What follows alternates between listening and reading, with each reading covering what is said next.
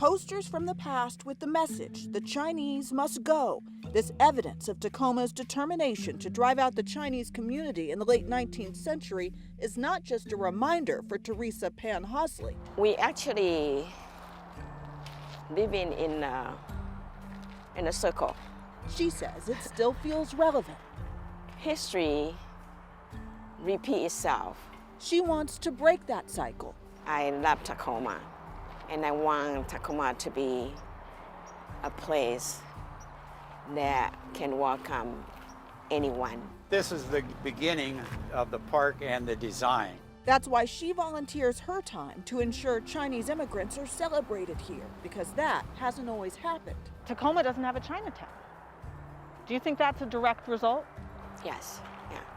It is a direct result of what happened to Tacoma. A lot of people are not aware of it. Not aware of what unfolded in Tacoma in 1885. So you're saying it's not already in all of the schools in the city? Absolutely not. Lotus Perry, an instructor at University of Puget Sound, wants that to change. First of all, we have to understand a little bit about the background, right? A lot of these Chinese came to this country, United States, for work.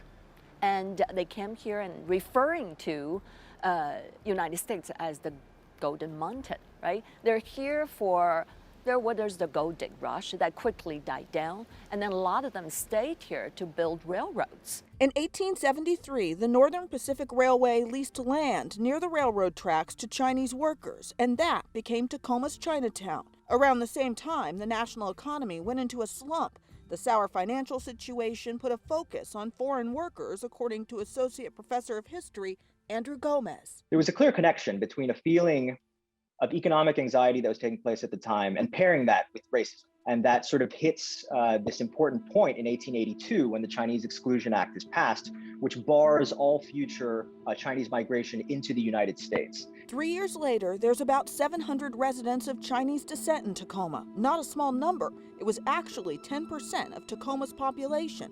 Washington wasn't a state, it was a territory at the time, and many people living in Tacoma were immigrants. But Chinese immigrants were singled out. They're thinking about, well, why do we have to tolerate them for working so hard and taking on lower wages, right? They become the scapegoat. At the height of the racial tension, the mayor, Jacob Weisbach, a German immigrant, and other prominent citizens led an anti-Chinese organizing effort. At the Alpha Opera House was this mass meeting, basically outlining what became the terms of Chinese exclusion in Tacoma. During this time, the anti-Chinese sentiment was in article after article in this newspaper, the Tacoma Daily Ledger, and it was even in advertisements too. These messages were delivered with a deadline, November 3rd, 1885. All Chinese must go. And so November 3rd, that morning, there's a mob that eventually is composed of hundreds of local Tacomans that go basically house to house and expel the remaining Chinese American population. That amounted to about 200 people, forced to march for miles down Pacific Avenue through the mud and drenching rain until they reached trains bound for Oregon. The ethnic cleansing was given a title, the Tacoma Method, and applauded nationally by some for being nonviolent. But a number of Chinese merchants who were in Tacoma on that November day told U.S. officials that it was anything but peaceful.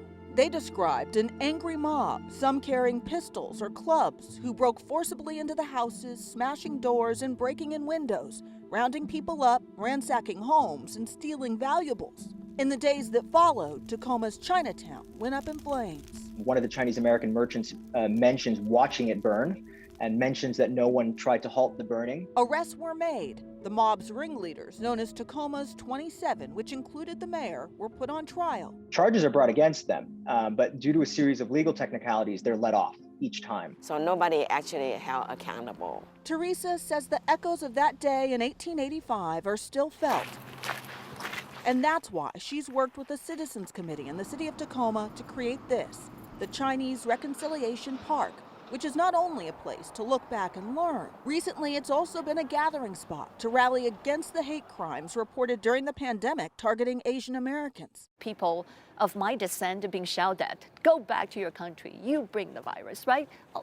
This is like, wait a second, I thought we were looking at this as a history of, Chinese must go. It's almost still relevant here, right? We have these silhouettes on the stone of the Chinese. Larry Hosley, Teresa's husband, says work at this park continues. They plan to add a multicultural pavilion next to serve as an education center for the community. Try to help to correct the wrong, to right a wrong. Creating a welcoming space to reflect on the past, ponder the present, and move forward with this goal. Brighter future for our community. In Tacoma, Natalie Swaby, King 5 News.